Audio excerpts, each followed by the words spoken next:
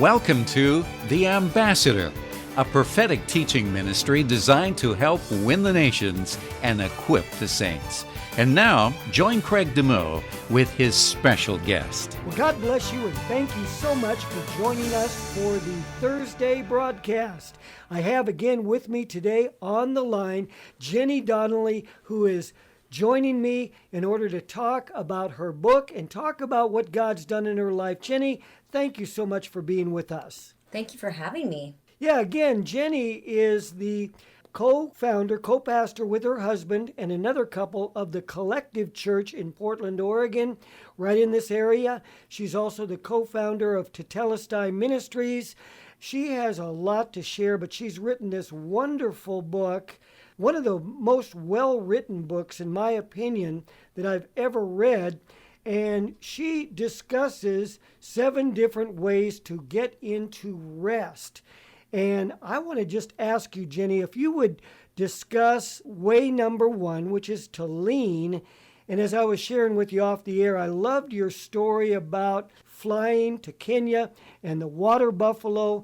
And I guess what I'm really saying in this is that, that kind of showed me up a little bit. Sometimes we look at somebody else's fear and we say, well, why should they be afraid of that? But fear is real, whether the situation is real or not. And I just want to ask you to talk about leaning. Sure. Well, this lean, it seems so simple, right? It's like, yeah, lean on God. And you just kind of move on. But this became a little bit more profound to me. What happened was I was sitting in my living room early morning, and one of my babies was crying up in her crib. So in early morning, so I jumped up to go get her. And when I got up, I stood up so quickly that all the blood rushed from my head. And, we've all experienced that, but I had a little dizzy spell. And so I just reached out and grabbed the cabinet and thought, ooh, I better get the blood back to my head here before I keep walking, because I would have fallen over.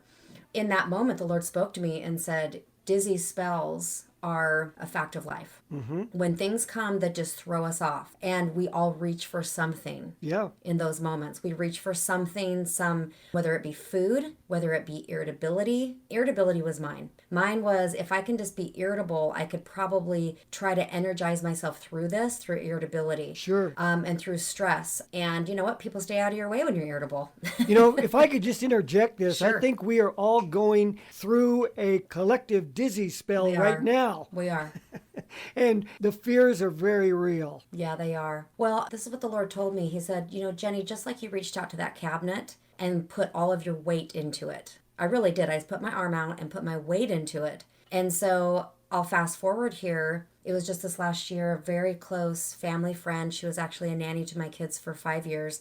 She passed away in her sleep suddenly, and it was so devastating to our family. And we were asked to do her celebration of life, my husband and I thought, what a wonderful honor. And then the day came before the celebration, and I just told the Lord in the bathroom, I said, I can't do this. I don't think I can do this. I don't want to do this. There's nothing in me. I don't have anything to say to lift people's hopes. I feel so sad. I feel so devastated. I feel so downcast. And I just thought, Lord, what am I going to do? Especially when the pressure comes on, other people are grieving. So I can't even hold myself up, let alone other people. So I just feel completely powerless. God, what do I do? And again, this is a year and a half after I wrote that book, or 2 years after, and he's still coaching me the same way. And he said, Jenny, lean. So right there in my bathroom, I put my hand out and I leaned up against the cabinet. And what I did, Craig, is I closed my eyes and I memorized the feeling of not holding myself up and putting my weight on something else. And I memorized it and I said, heart, this is your position. Soul, this is your position. Spirit, this is your position. And I knew that this immovable object that I could lean my weight on is Christ. And the Lord just said, this is the posture that you will officiate this celebration of life. This is it right here. And something just came over me that was like, I don't have to hold myself up. I don't have to be strong. I don't have to just try to pull strength out of nowhere. So really what it comes down to when you're referring to the story about Kenya was fear. So these dizzy spells, what they do is they make us feel afraid. Right. Well, fear is a funny thing. Like, some people do not fear the coronavirus, right? Some people are absolutely deathly afraid of this thing. Mm-hmm. So who's right, who's wrong, right? So that is the story I reveal in the book. We flew into Kenya on a little tiny plane, and my daughter, for some reason, she's flown her whole life, suddenly became so fearful she dug her fingers in my leg. And I thought, you are being ridiculous. What are you thinking? We're not going to die. I was like, I have prophetic words about my life. There's things in my life that we haven't done yet that I know I'm going to do. We're not dying today. I can promise you that. And I just thought, she has got to pull it together. So we land, of course, we're safe. And I'm like, Hannah, see, where were you? What happened? And she was like, sorry, I just got afraid that we were going to crash. And I'm like, that was dumb. Well, I forgot, landing in the safari, that this could also mean bigger animals. And so I had walked back from dinner and my daughter was up by our room, and the rooms are outside, and she said, Mom, come here, look at this. And she was, to my dismay, facing a water buffalo, all excited, taking pictures. She was about 12 to 20 feet away from this thing, and they were just staring at each other like they were just adoring each other. And all I can think about is, that's the most dangerous animal out here, and you should not cross paths with that thing. I'm thinking about what the guide said. And so I just started saying, Hannah, you got to get away. And she looks at me like, you are ridiculous. And she's like, Mom, this thing's not going to do anything. It's totally fine. And she's enjoying herself. She's at rest. She just thinks it's the greatest thing ever. In that moment, I thought, well, whatever prophetic words I had, they're as good as done. It's over. And so, those prophetic words and my faith was so strong on the airplane when I thought my daughter was being ridiculous. And here I was, the tables had turned, and now I was the one saying, we're dead, we're done, it's over. It doesn't matter what I thought I was going to do with my life. It doesn't even matter right now. That thing's going to charge us. So it was interesting, and I pondered that moment a little bit after this all happened, because I thought that was a drastic change. One of us was completely convinced that death was near, and then we flipped roles. And so the Lord just shared with me that, Jenny, fear is ridiculous, because I don't like fear at all. I've always despised fear. And he said, it's ridiculous and it doesn't make any sense until it's your own. Right. And then all of a sudden, it makes tons of sense. That guide said, don't do that. They're the most dangerous animal. My daughter, it made sense to her because she's heard of people dying in plane crashes, in little planes out there. So, in her mind, her fear was justified. And I think that's what it comes down to, is we have to look at fear and we have to say, is this real fear?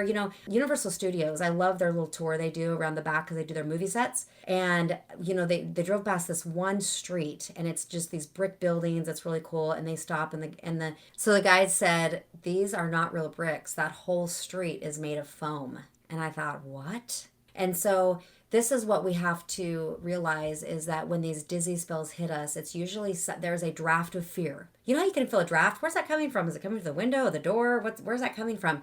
This is what it feels like to have a little dizzy spell. It's like a draft comes in, and sometimes the whole wall falls down in our life. We just go through these things that are just devastating. Right. And other times it's just a draft of fear. Either way, this is what I tell people is, and this is what I do. I do this. If I wake up in the morning or any time during the day that I feel like something's off, there's a little draft of unrest. There's a little something that's come. What is that? And you have to be really aware, Craig, right? Sure. So as we look at fear, you've probably heard FEAR, false evidence appearing real. Right. So it does appear real to us. And when it feels real, then it doesn't feel like something that we need to even debate or even question. We just accept it as truth. When in reality, what if it's false evidence that just looks like it's real? Right. So I just say, this chapter that I wrote on leaning was really taking it very literal. So I stand up against a wall, put my arms out, and I lean against a wall. If I ever feel this discombobulated feeling, or I feel like, ooh, something's off today, or maybe there's a literal moment in time that something happens that is not good,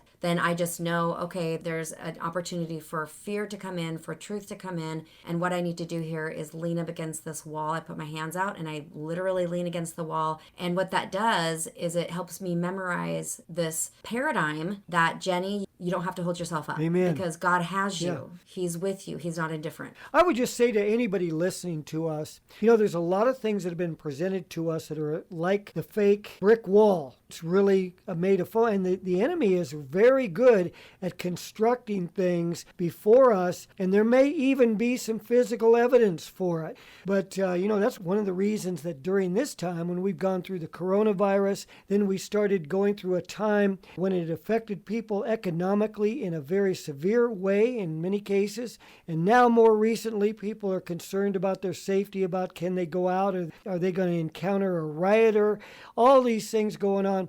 And I would just simply say to you that God's got you, number one. But second of all, go ahead and do your study. Get different points of view about the virus and about economics and different things. And this will alleviate a lot of those problems. But number one, you need to have your trust in God. It doesn't matter whether things are going well or not so well. We always trust in God. That needs to be our default. Praise God. With that, we're going to cut it off right there.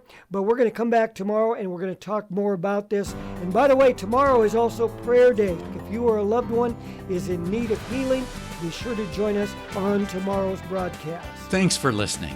You may obtain an audio recording of our current teaching for a gift of any size. Please specify the subject or title when you write to Ambassador Ministries or visit our website. The information that Jenny Donnelly is sharing in these broadcasts is so very timely. As our announcer said, you can get a recording of these broadcasts. Also, I strongly encourage you to get Jenny's book. Listen to this, then I'll be right back. If you ever battle with worry, stress, anger, depression, or the everyday pressures of life, you need a copy of Still by Jenny Donnelly. This book won't just exhort you to enter God's rest. It will show you how to experience rest right in the middle of the chaos. Sharing her own personal story of overcoming life's pressures, Jenny presents rest not as an action you take, but as a place where Jesus leads you in Him, where living and working are like days of heaven on earth. Still by Jenny Donnelly is available now in both the Kindle version or hard copy. For Kindle, we're requesting a gift of $10 or more, $15 or more for the 215-page hard copy. That's $10 or more for Kindle, $15 or more for hard copy. And we'll need your contact information to fulfill your request.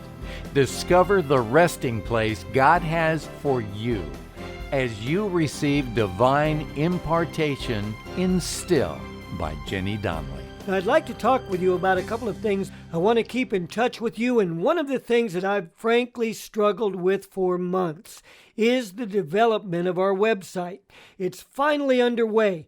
Our URL is ambassadorministries.us, but we've also just secured ambassadorministries.org.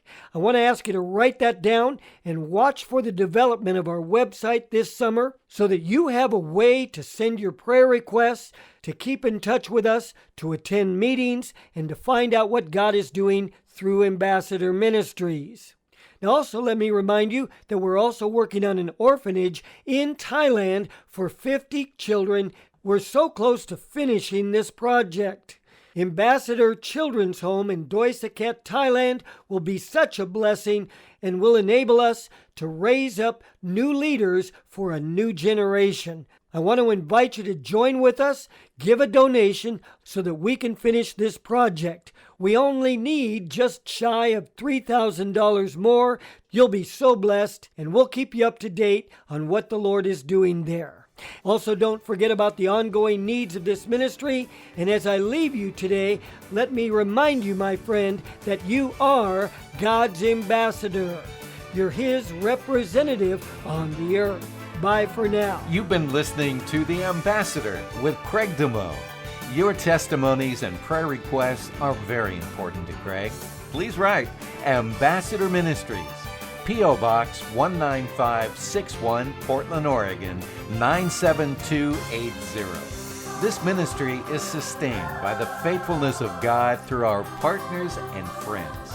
To find out more about partnering with the Lord through this exciting ministry, contact Ambassador Ministries, P.O. Box 19561, Portland, Oregon 97280. Our web address is ambassadorministries.us. That's ambassadorministries.us. May God richly bless you.